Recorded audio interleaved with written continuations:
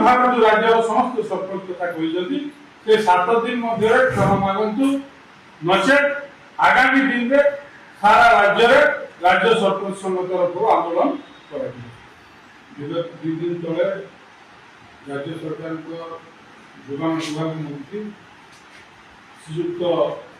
कृष्णचंद्र पात्र महोदय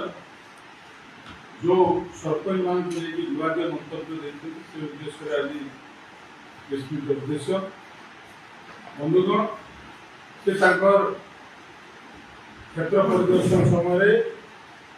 पीओ एवं वीडियो उपस्थिति कर्मी मान सहित से कहते सरपंच माने पीओ माने प्रधानमंत्री आवास 10,000 टंका लेखाएं लांच खाऊँ। बंधुगण आपण जरिया राज्य सरकार को अवगत करने चाहूँ नूतन भाव लोक सरकार गठन होला दिन ठारू आज को 2 वर्ष ऊर्ध है गोटे प्रधानमंत्री आवास देना